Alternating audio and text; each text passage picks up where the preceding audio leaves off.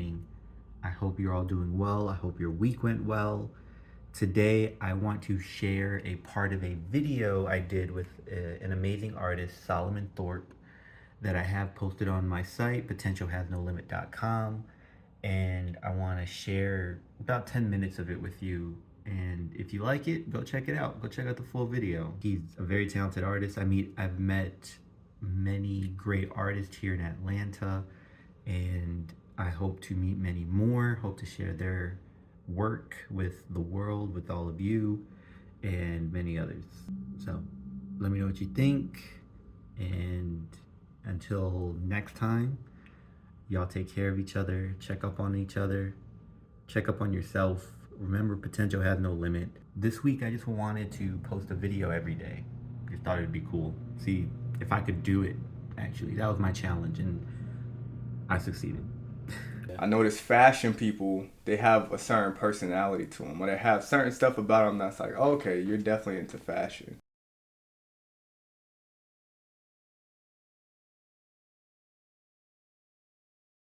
Yeah.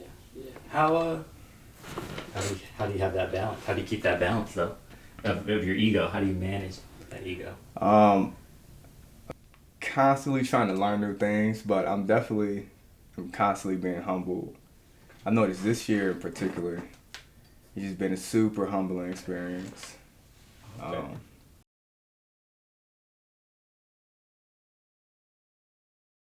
What's up? My name is Solomon Thorpe. I'm born and raised in Atlanta. Been here my whole life. I haven't been to a few different places, but Atlanta's been the home spot. And I started off painting, but I'm now a painter and an animator. And just as a creative in general, I stick my hands into a lot of things. But painting and animating are my two big ones.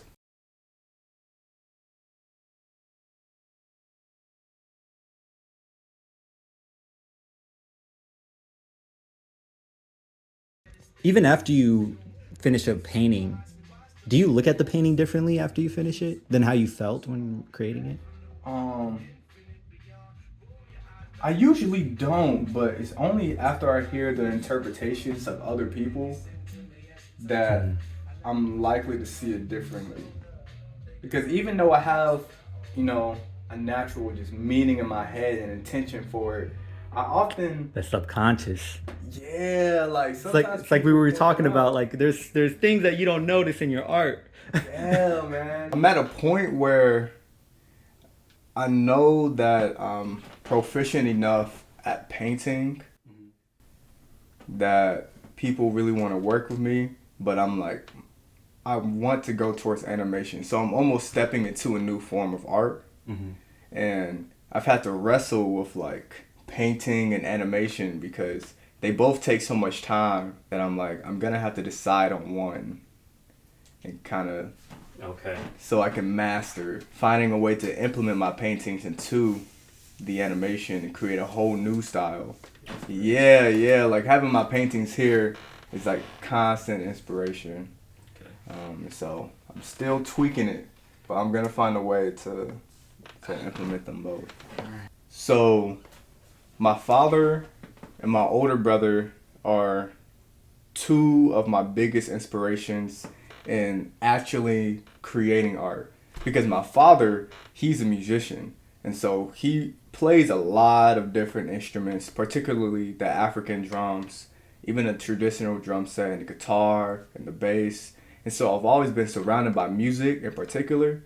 But my older brother, he's the one who got me into drawing, because he used to watch, little drawing videos on YouTube probably about a decade ago. Now I think about it, because, we used to watch cartoons, so we drew the cartoons. And me just being a little brother, I followed everything he did.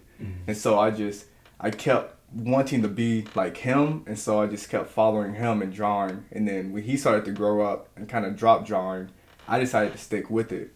So it's cool how he was that beginning inspiration, very much so, and now he's kind of dropped it, but I've pretty much full blown. Is there a moment in your childhood or younger days that you felt like that you can remember that this was a sign that art painting was going to be your thing?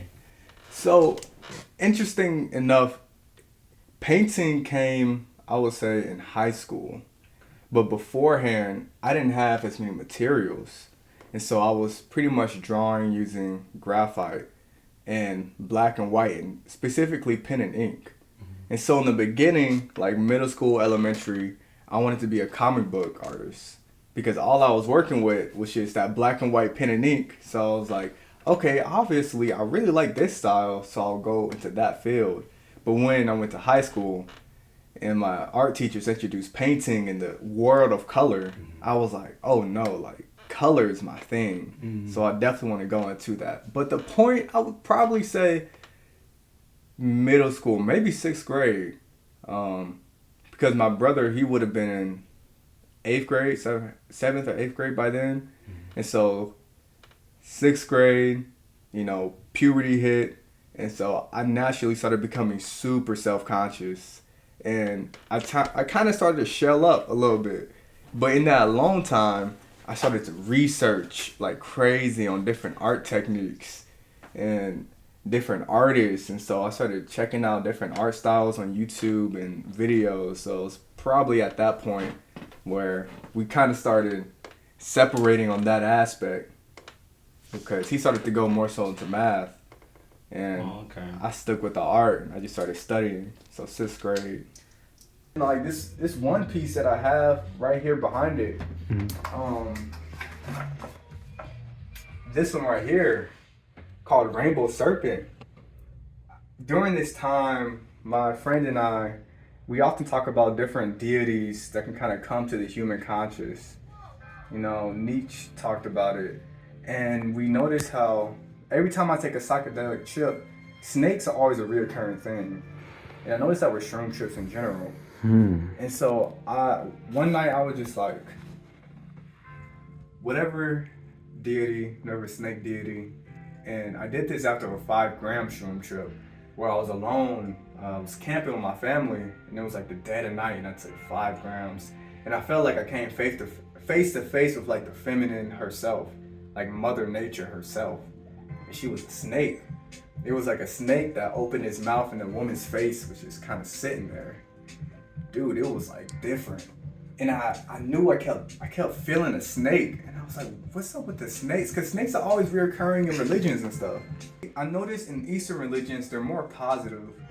Western religions, they're more negative. Yin and yang. Yeah. I was like, I was born in the year of the snake on the Chinese zodiac. And I've always liked snakes in general because they're real cool, but you gotta be so cautious of them. Like, they are humans' enemy.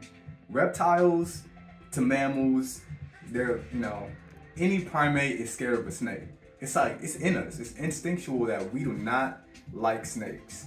And so I'm like, they have a certain reverence to them because they don't have any limbs either. Yet they can swim, they climb, like they can be on land and water. They're crazy creatures, and yet we have all these meanings for them. And so I was like, whatever deity, whatever snake deity you're trying to tell me, just. So I don't use any different type of paint right now besides acrylic paint. That's just because acrylic paint is less expensive than oil paint. Okay. And like at the point I started painting, all my high school had was acrylic paint. So I got really used to using acrylic paint and I liked how vivid, acrylic paint was. Yeah. And so I'm like, okay, I'll stick with that. I have been curious in oil paint, but I just haven't been experimenting with that. But with acrylic paint, I've recently been experimenting with airbrush, which is just like a simplified form of spray paint, which is something I've also experimented with. So acrylic paint and airbrush are the two particular materials I use for painting. Do you have a preference? Or do you feel like one looks better than the other? They both provide different aspects, I would say. The airbrush is very soft. I can't get many hard edges with the airbrush unless I'm using some sort of stencil. So the airbrush can add an ethereal, soft, floaty, almost luminescent feel to the painting. similar to if I were to paint with oil. So that's why I like airbrush, because it provides a little bit of the luminosity that oil provides and the softness, but I could just add it on top of acrylic, and that combination of hard edges and soft edges kind of creates a cool little mixture. I can see it. We live in like a society and like a country that is business. Like America is a business, high key, making everyone like come at each other's necks, and it's like, nah, y'all, we have enough resources. We just gotta work together. Like someone has to be humble, you know. Someone has to just be like, look, first we all can't be at the top. We all can't be leaders. You know, it's not possible. I don't know why that just turned off. Might have overheated. Oh. Are you very hard on yourself when you create? I can be. It's depending on what I'm creating to be in particular. Okay. I noticed with painting, I'm way less hard on myself than animating. Why is that? Animating, it could be because I'm newer to animation, and so I'm like, right now I need to hone in and like perfect the craft. But painting, I've been doing it for so long that I can still jump into that flow state where I just go, and I know that the painting is going to turn out a way that I like it because I just know how the paint works and I'm used to it.